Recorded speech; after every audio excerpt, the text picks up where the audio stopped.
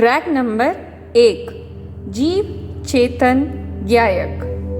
श्रेणीबद्ध पर्याय है, इसलिए तू ज्ञाता ही है। ज्ञाता, पूर्ण ज्ञाता। फिर विकार या अपूर्णता क्या? एक रूप परिपूर्ण ही है, परिपूर्ण परमात्मा ही है। बोल 5। आहा, आत्मा अर्थात स्वयं ही परमेश्वर, अनंत अनंत केवल ज्ञान एवं सिद्ध पर्याय आत्मा में भरी है। स्वयं ही परमेश्वर है। दूसरे परमेश्वर कौन थे? स्वयं ही अपना परमेश्वर है। बोल 6।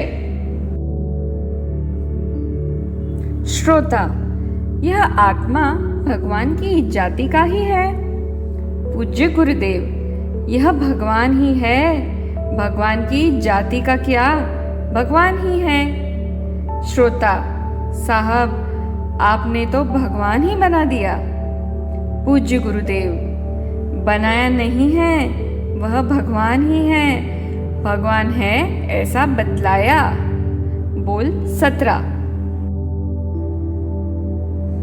परमात्मा प्रकाश की 67वीं गाथा तो मक्खन है, उसमें अमृत भरा है। आनंद के बाजे बजाए हैं। जीव की गजब व्याख्या की है। जिनेश्वर देव ने जीव की व्याख्या की है कि उत्पाद व्यय रहित, बंध मोक्ष की पर्याय एवं बंध मोक्ष के कारण रहित वह जीव है। शुद्ध निश्चय से भगवान आत्मा नित्यानंद ध्रुव है। वह जन्मता नहीं है, अर्थात उत्पाद की पर्याय में नहीं आता। मरता नहीं है, अर्थात व्यय में नहीं आता। एकेंद्रिय की पर्याय हो या सिद्ध की पर्याय हो, ध्रुव भगवान तो सदा त्रिकाली ज्ञानानंद की मूर्ति स्वरूप ही रहा है। बोल 39। श्रोता, त्रैकालिक निष्क्रिय चैतन्य ही परमार्थ जीव है। बंध मोक्ष पर्याय का कर्ता तो व्यवहार जीव है। तो कितने प्रकार के जीव हैं? पूज्य गुरुदेव, 2 प्रकार के जीव है। एक परमार्थ जीव है और दूसरा व्यवहार जीव। परमार्थ जीव तो त्रैकालिक निष्क्रिय मोक्ष स्वरूप ही है और बंध मोक्ष रूप पर्याय परिणमती है, वह व्यवहार जीव है। बोल 63। वितराग देव कहते हैं कि तू परमात्मा स्वरूप ही है, ऐसी दृष्टि कर। प्रभु सर्वज्ञ देव कहते हैं कि मेरे और तेरे स्वभाव में अंतर फेर है ही नहीं। हमें व्यक्त रूप से जो दशा प्रकट हुई है वैसा ही तू है। भाई, मेरे और तेरे स्वभाव में कोई अंतर नहीं है, किंतु अपने सामर्थ्य की खबर नहीं है भाई। बोल 71। वर्णादि पुद्गल जीव में नहीं है, यह तो ठीक, तथा रागादि विकार भी जीव में नहीं है, वह भी ठीक। परंतु संयम लब्धि स्थान तथा गुण स्थान के जो भेद होते हैं वे भी जीव में नहीं हैं, क्योंकि अनुभूति में भेद भाषित नहीं होता, इसलिए वे भेद जीव में नहीं हैं, किंतु पुद्गल के परिणाम हैं, ऐसा कहा है। बोल 134। जिसने आत्मा में से राग द्वेष का नाश किया, अल्पज्ञता का नाश किया तथा वितराग सर्वज्ञपना प्रकट किया है, उन परमात्मा जैसा ही मैं हूँ। मेरी और परमात्मा की जाति में कोई अंतर नहीं है। भगवान सर्वज्ञ ने जो दशा प्राप्त की है वैसी दशा धारण करने वाला शक्तिवान मैं स्वयं ही जिनेंद्र हूँ। बोल 135। इस जीव को बादर कहा, सूक्ष्म कहा, एक इंद्रिय से लेकर पंचेंद्रिय पर्यंत कहा तथा पर्याप्त अपर्याप्त कहा। देह की संज्ञा को जीव संज्ञा कही। वे सब पर की प्रसिद्धि के कारण दी का घड़ा की भांति व्यवहार अप्रयोजनार्थ है, प्रयोजनभूत नहीं है। घी का घड़ा ऐसा व्यवहार है, वैसे ही जीव स्थान वाला जीव व्यवहार से कहा जाता है, परंतु द्रव्य रूप देखने पर वह असत्य है। बोल 151। आहा, चैतन्य सम्राट का स्वभाव तो देखो कैसा अगम्य है। केवल ज्ञान की पर्याय हो या मिथ्यात्व की पर्याय हो अथवा सम्यक दर्शन की पर्याय हो, किंतु ज्ञायक भाव एकत्व नहीं छोड़ता।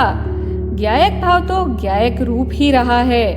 निगोद की पर्याय अक्षर के अनंत में भाग रह गई है और केवल ज्ञान की पर्याय अनंत अविभाग प्रतिच्छेद सहित पूर्ण प्रकट हुई।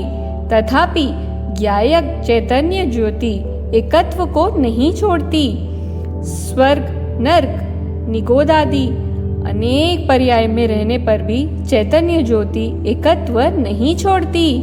नव तत्व में प्राप्त हुआ आत्मा अनेक रूप दिखाई देता है, अनेक स्वांग धारण करता है, तथापि चैतन्य ज्योति एकत्व को नहीं छोड़ती।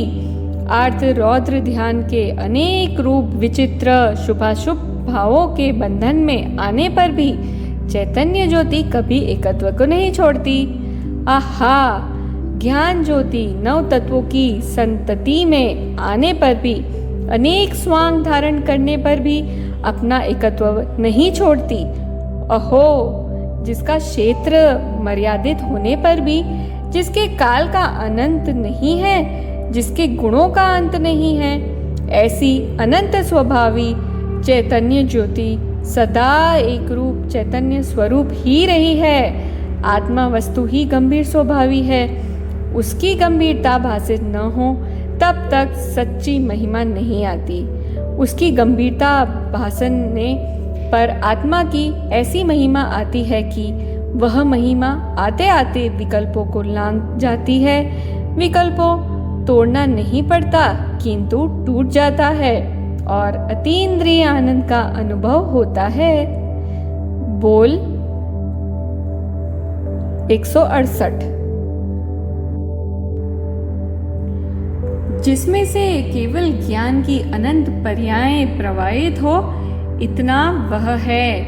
एक सिद्ध पर्याय जितना नहीं, मुझमें तो अनंत भगवान की अनंत पर्यायें विद्यमान हैं, इतना मैं हूँ। बोल 179। बंध मोक्ष और उनके मार्ग की पर्याय है, वह नाशवान है। इसलिए त्रिकाली को निश्चय आत्मा कहा है। केवल ज्ञान भी पर्याय है, उसे द्रव्य करता नहीं, अथवा वह पर्याय द्रव्य में नहीं है। यहाँ भी बहन श्री के वचनामृत के बोल में आया है कि मुनिपना, केवल ज्ञान या सिद्ध पद, वह तो पर्याय है, वह तो क्षणिक है, और जो ध्रुव ज्ञायक है वह त्रिकालिक है। ऐसा जो एक रूप सदृश्य ध्रुव है कि जिसमें द्रव्यलिंग, भावलिंग, केवल ज्ञान या सिद्धत्व नहीं है, उसे निश्चय आत्मा कहते हैं। बोल 200। जीव विभाव परिणामों से शून्य है। कब? तो कहते हैं कि तीनों काल और तीनों लोक में। अरे, जिसने अनंत काल में त्रसपना भी प्राप्त नहीं किया और भविष्य में भी त्रसपने को प्राप्त नहीं होगा, ऐसा निगोद का जीव भी विभाव के परिणाम से शून्य स्वभावी है। पर्याय में भले ही कोई प्रकार हो, परंतु जो शुद्ध जीव है वह तो ऐसा ही है।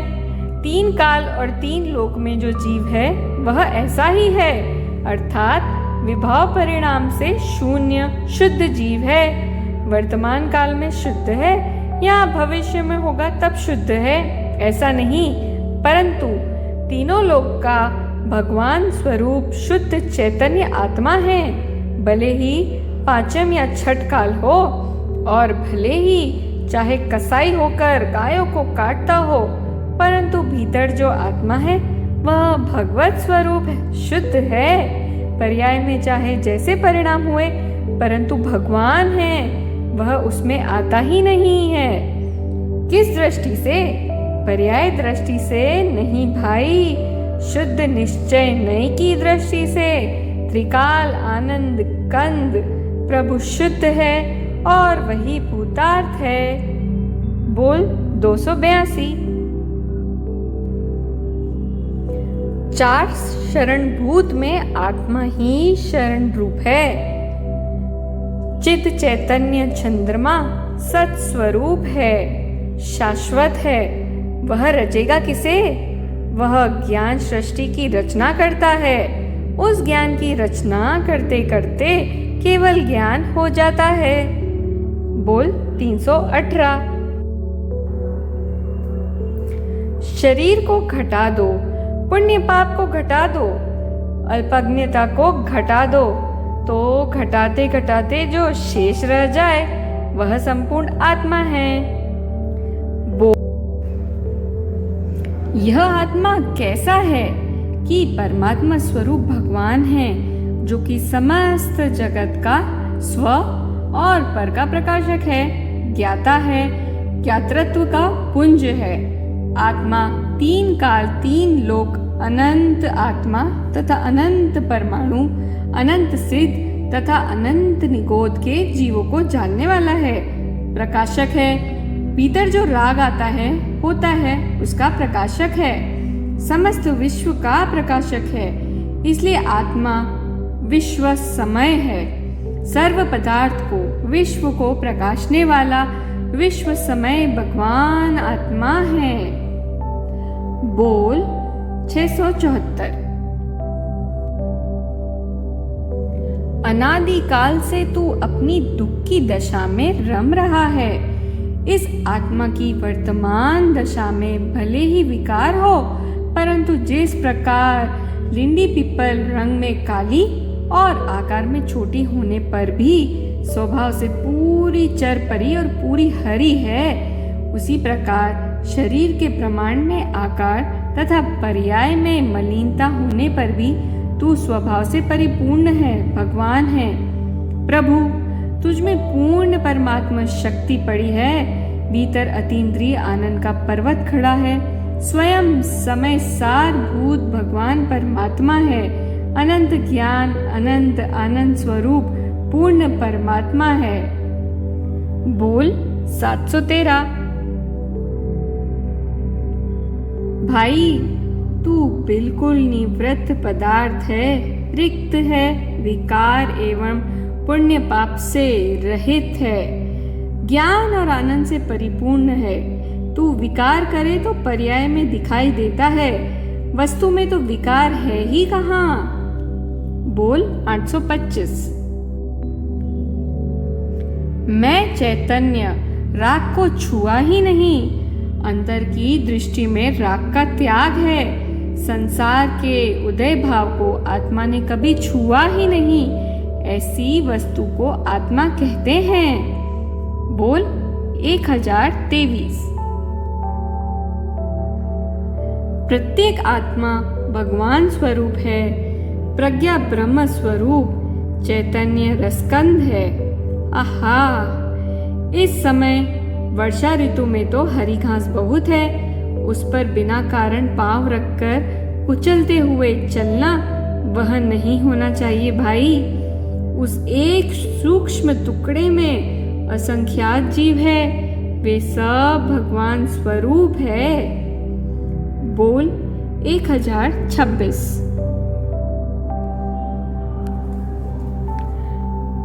वस्तु चैतन्य चमत्कारिक है।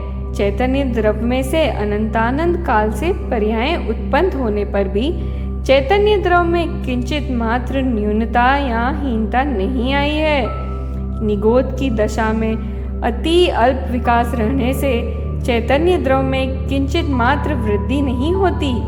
निकोट पर्याय की अपेक्षा 9 पूर्व तथा 11 अंग के विकास की पर्याय अनंत गुणी है और उसकी अपेक्षा अनंत गुणी केवल ज्ञान की पर्याय है, जो कि अनंत अनंत पदार्थों को अनंत काल तक जानती है। इतनी महान पर्याय होने पर भी चैतन्य द्रव्य में किंचित मात्र भी न्यूनता या अल्पता आ जाए ऐसा नहीं है। द्रव्य तथा गुण तो सदैव ज्यों के त्यों परिपूर्ण रहते हैं। ऐसा चैतन्य चमत्कार है, उसकी शक्तियाँ चमत्कारी है। चैतन्य के चमत्कारी महिमा अपरंपार है। ऐसे चमत्कारिक चैतन्य प्रभु की प्रतीति करना वह इस दुर्लभ मनुष्य भव में एकमात्र कर्तव्य है। बोल 137। भगवान आत्मा परम अमृत स्वरूप है। अमृत अर्थात आत्मा अमर है, अक्षय है और अमृत स्वरूप अर्थात अमृत का सागर, अमृत का प्रवाह। बोल 100।